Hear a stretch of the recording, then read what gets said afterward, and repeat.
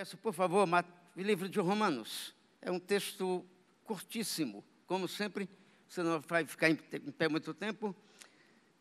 Romanos, capítulo 6, versículo 23. Estou esperando um pouco para você abrir.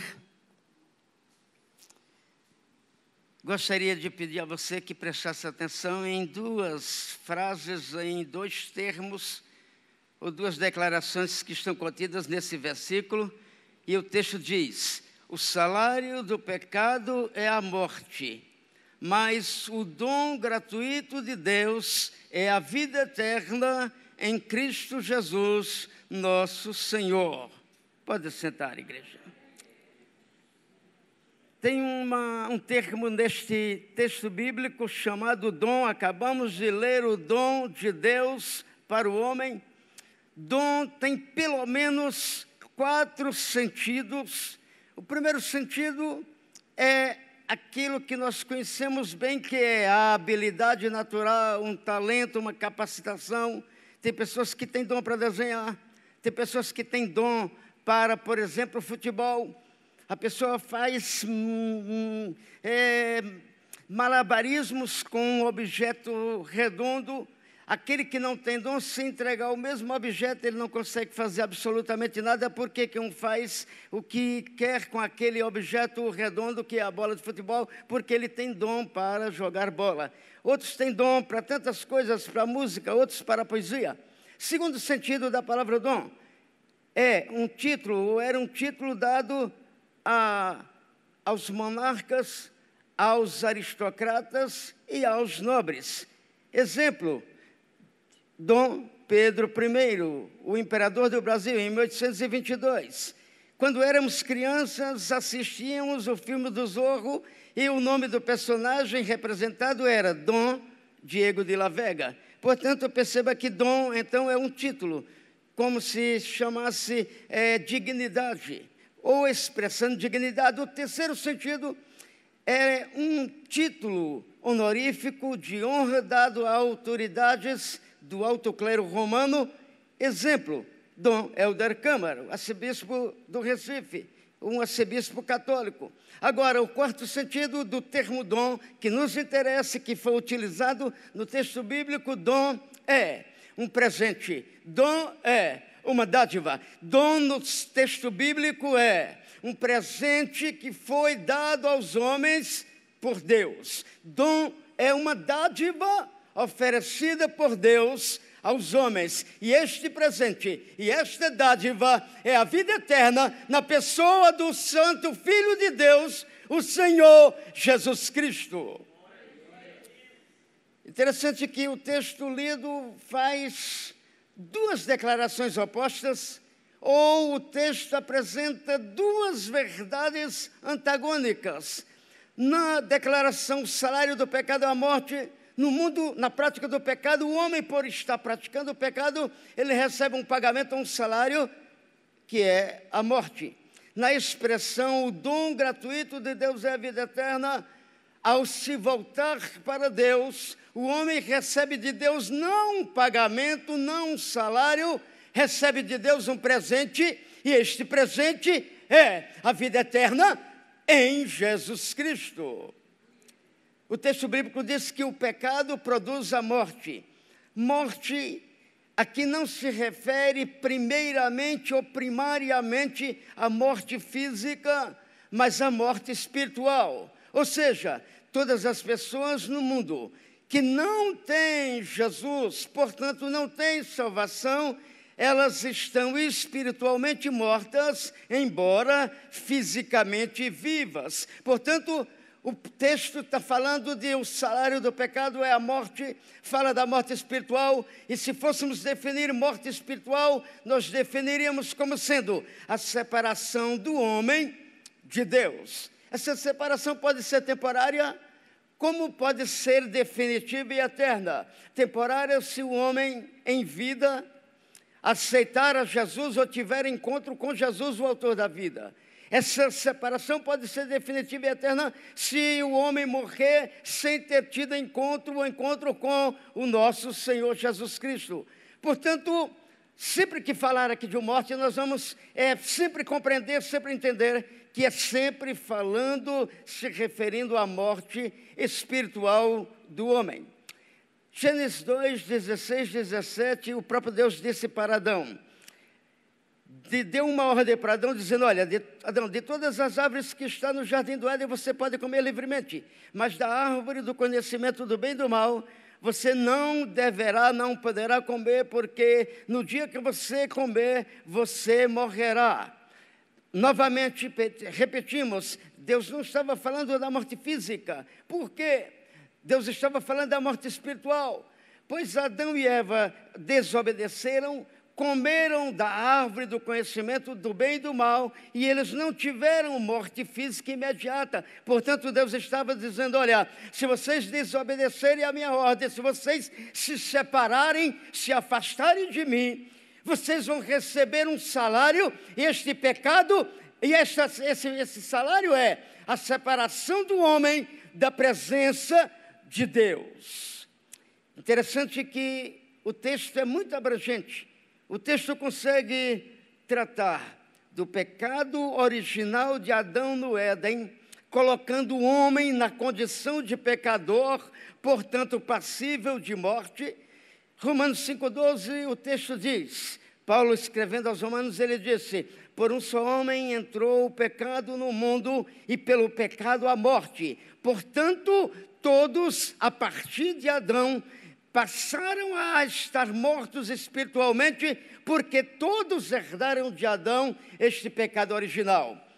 Também o texto se refere ou trata dos que estão no mundo, distantes de Deus, na prática do pecado, por isso estão mortos. Efésios 2:1, Paulo escrevendo à igreja de Éfeso, ele disse o seguinte, olha, Jesus nos deu vida, ou vos deu vida, estando vós mortos nos vossos delitos e pecados. Portanto, o salário do pecado é a morte espiritual, embora o homem que morrer enquanto em vida não tiver um encontro com Jesus, também encontre a morte física.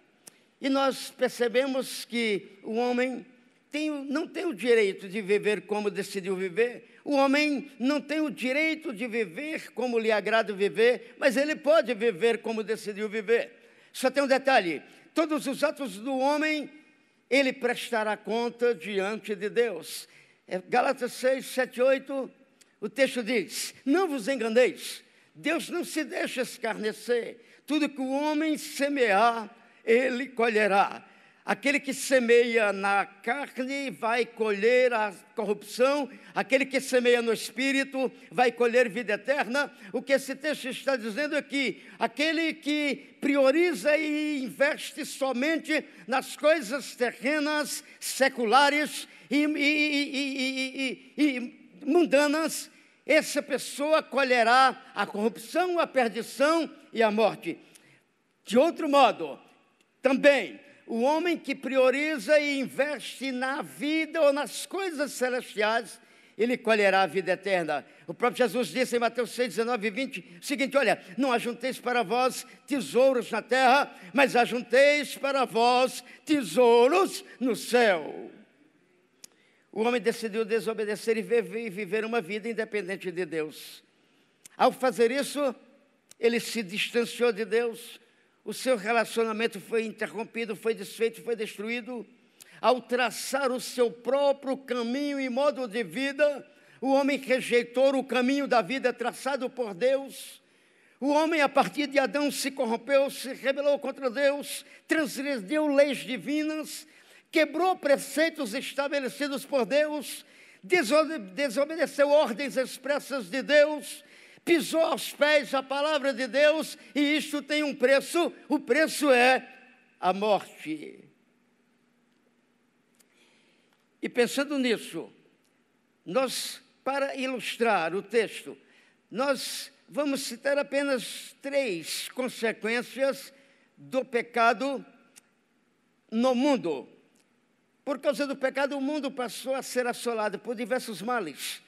Se olharmos como está a situação no mundo, nós vemos a corrupção e a depravação moral, A imoralidade, a promiscuidade, o ódio, a inimizade, a inveja, a violência, o luto, o pranto, a dor. O caos, a desordem e a anarquia no mundo é causada pelo pecado. A causa de todo o sofrimento pelas quais o homem passa, a causa é o pecado. O pecado é responsável, me permita uma palavra pesada, por todas as desgraças que há no mundo. Há um responsável e este é o pecado. Algumas consequências do pecado na vida do homem ou para o homem. Apenas 3. Os males que passaram a angustiar o homem, levando-o ao desespero, à falta de esperança, ao vazio, à frustração, à tristeza, à depressão, são causadas pelo pecado. Estamos falando de depressão de natureza espiritual, não estamos falando de depressão de natureza emocional. Essa é outra questão. O pecado afastou o homem de Deus e ainda o dominou e o escravizou com os vícios da droga, do álcool, do jogo e de tantas outras coisas. O homem que foi feito para dominar, agora é dominado por qualquer coisa. Me permita um exemplo, lá no Nordeste, um vaqueiro, que era inclusive meu tio, ele era um homem valente, um homem bravo, vestiu seu roupão de couro, montava no seu cavalo e ele disse assim: olha, Genildo, eu enfrento um touro bravo, e ele mostrava um cigarro e dizia: mas eu sou dominado por isto aqui. Veja, Deus não planejou a escravidão para o homem, Deus não planejou o sofrimento para o homem, mas tudo isso é decorrente do pecado e da desobediência do homem diante de Deus. O pecado é trágico, nefasto, maligno, perverso, é como um câncer que corrói e leva o homem à morte. Agora, terceiro, para ilustração, estamos falando de consequências do pecado, estamos falando de morte. Veja, quais as consequências desastrosas do pecado na vida do crente? Claro que não vamos nos estender, apenas dou 3 só consequências. O pecado tem o poder nefasto de destruir a comunhão do crente com Deus. Se você olhar no dicionário, a palavra nefasto significa que causa desgraça, aquilo que é trágico. E eu gostaria, não preciso abrir, mas gostaria de chamar a atenção, tem um texto muito profundo na Bíblia Sagrada, Romanos capítulo 8, versículos 35, 38 e 39. Depois nós comentamos rapidamente. Veja o que diz o versículo 35. Paulo dizendo: quem nos separará do amor de Cristo? A tribulação, a angústia, a perseguição, a fome e a nudez, o perigo, a espada. Paulo apresenta situações muito caóticas, muito difíceis de serem dominadas, de serem administradas pelo homem, situações que causam espanto, causam pânico, situações que o homem, ao enfrentá-la, ele nega muitas coisas, mas Paulo está dizendo: nenhuma dessas situações é capaz de tirar o crente da presença do Senhor. Nenhuma situação dessa, seja aflitiva, é capaz de nos tirar da presença de Deus. Mas o pecado tem este poder de tirar o crente da presença de Deus. Versículo 38 e 39, Paulo vai mais além e ele aprofunda mais a questão, quando ele diz: quem nos separará do amor de Cristo? Quem nos separará? Quem nos tirará da presença de Deus? E ele diz: porque estou certo que nem a morte, nem anjos, nem principados, nem potestades, nem qualquer outra criatura nos poderá separar do amor de Deus que está em nosso Senhor Jesus Cristo. Paulo então apresenta principados, potestades, tronos, dominações, que são classes de seres ou anjos caídos, seres perigosos, seres maus, seres implacáveis, seres poderosos. Mas Paulo está dizendo: olha, nenhuma desses seres pode nos separar, nos tirar da presença de Deus. Mas aí ele diz: mas o pecado pode. Veja como o pecado é nefasto, trágico, perigosíssimo, e nesse caso, como ele tem um poder destrutivo. Segunda consequência, o pecado tem um poder destrutivo de interromper e desfazer o relacionamento do crente com Deus. Basta lembrarmos da comunhão que Deus mantinha com Adão. Nós depreendemos da Bíblia, todas as tardes Deus procurava o homem para conversar, para manter comunhão, mas o pecado faz essa separação entre o homem e Deus. Isaías 59, versículo 1 e 2, embora Isaías estivesse se dirigindo à nação de Israel com uma mensagem dura de repreensão, mas esse texto também serve para nós, a igreja. Isaías 59, 1, 2 diz assim: a mão do Senhor não está encolhida para que não possa salvar, os ouvidos do Senhor não estão tapados para que não possa ouvir, mas as vossas iniquidades fazem separação entre vós e o vosso Deus, e os vossos pecados fizeram Deus desviar ou esconder o seu rosto de vós para não vos ouvir. Veja o grande amor de Deus pelo homem, a ponto de entregar o seu filho na cruz do Calvário. Um sacrifício grandioso, glorioso, poderoso. É desfeito pelo pecado, porque o pecado é trágico na vida do crente.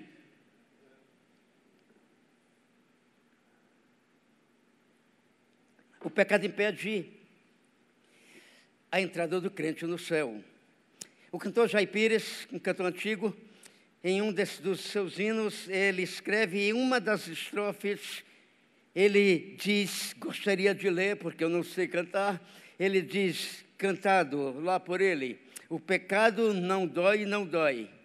É preciso cuidado com esse tal de pecado, pois o pecado não dói. Ele continua dizendo, se o pecado doesse, muitos não pecariam, temeriam a Deus, assim seria melhor. Mas ele vem de mansinho, sempre dando um jeitinho, deixa a gente no pó. O pecado é uma lepra que o mundo contaminou. Todo cuidado é pouco, não seja um infrator.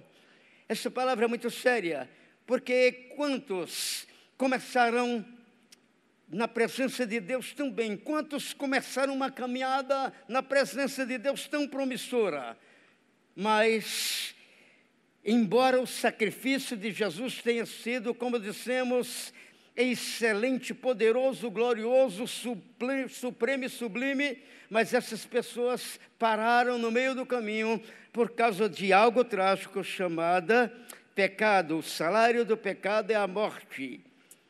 E aí o texto lido fala de morte, e quando se fala de morte, como é um tema, um assunto que as pessoas não gostam, observe que se tiver um grupo que se fala de morte, elas logo dizem, não fala, vamos falar de coisas boas, coisas alegres, não vamos falar de morte. Por que a morte causa tanto assim, essa antipatia ou essa autodefesa de não querer falar na morte? Exatamente porque de todas as preocupações e angústia que o homem enfrenta, a mais terrível é o medo da morte, pois este é um medo antigo que sempre acompanhou o homem. O medo que mais assola a humanidade desde a sua criação é o inevitável confronto com a morte. Observe que as pessoas tentam retardar a velhice ou tentam retardar aquilo que vai mostrar para ela que ela está caminhando para o inevitável confronto com a morte. E aí ela compra produtos que, com suas fórmulas químicas, supostamente dizem retardar o envelhecimento, mas acabam não funcionando porque demora um pouquinho, mas logo aparecem os sinais da velhice. As indústrias de cosméticos ganham milhões e milhões vendendo produtos que supostamente retardam a velhice.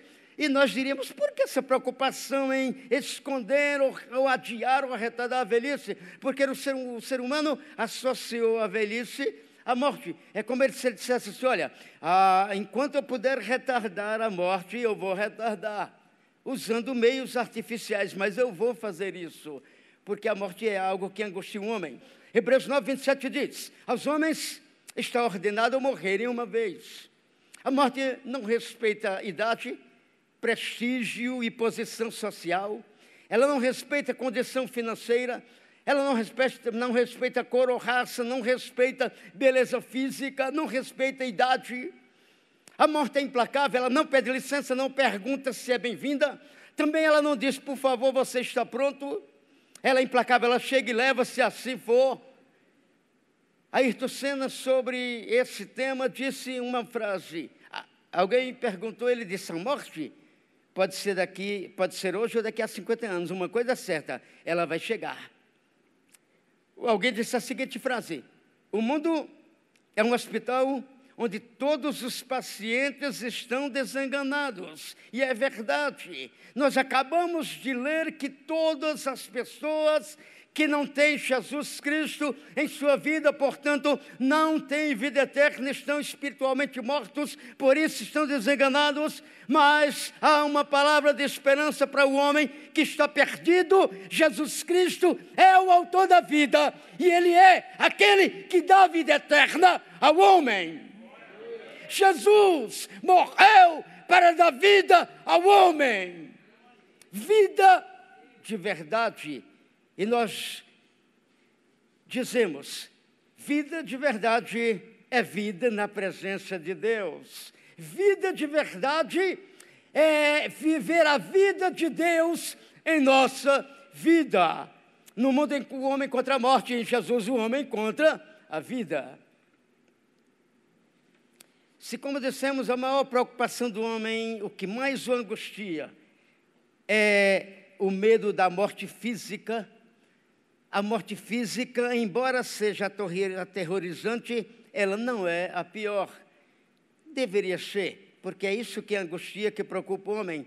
Mas as pessoas, observem que elas nunca param para pensar, para refletir sobre essa condição. Repito, a morte física, embora seja aterrorizante, embora ninguém queira, aqueles que estão perdidos, mas ela não é a pior morte, e que deveria preocupar e angustiar o homem é a morte espiritual, pois dissemos, e vamos repetir, que a morte espiritual é a separação do homem da presença de Deus. Interessante que ao pecar no Éden, o homem causou uma tragédia em sua vida, que foi tornar-se fisicamente vivo, mas espiritualmente perdido e morto, e Deus poderia ter terminado ou concluído essa tragédia do homem ao exterminar a raça humana e viver eternamente perdido, ou então não prover nenhum meio de salvação e deixar o homem agora constantemente, diariamente, eternamente na perdição. Deus poderia ter feito, e Ele não estaria sendo injusto ao fazer isso, mas Deus reverteu uma situação de tragédia, Deus reverteu uma situação de morte em vida, enviando o Senhor Jesus Cristo para morrer em lugar do homem. E concluindo, nós não conhecemos todos aqui. Se alguém aqui que ainda não teve um encontro com Jesus, que ainda não participa ou não partilha desta vida eterna na pessoa bendita de Jesus Cristo, essa é a sua oportunidade. Nós lemos que a morte passou a partir de Adão a todos os homens, portanto, todos pecaram, portanto, todos morreram.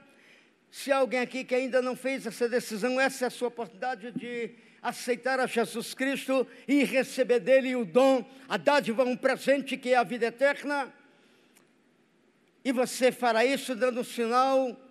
Se alguém aqui ainda, que mesmo tendo um dia aceitado, mas está afastado dessa presença graciosa de Deus, você tem a oportunidade de se reconciliar hoje, enquanto em vida. Você tem a oportunidade de rejeitar a morte e aceitar a vida. João 11:25, Jesus disse: eu sou a ressurreição e a vida. Quem crê em mim, ainda que esteja morto, viverá. Portanto, Jesus tem o poder de dar vida eterna. Tem alguém aqui que quer aceita esse convite para receber de Deus esse presente gracioso, essa dádiva?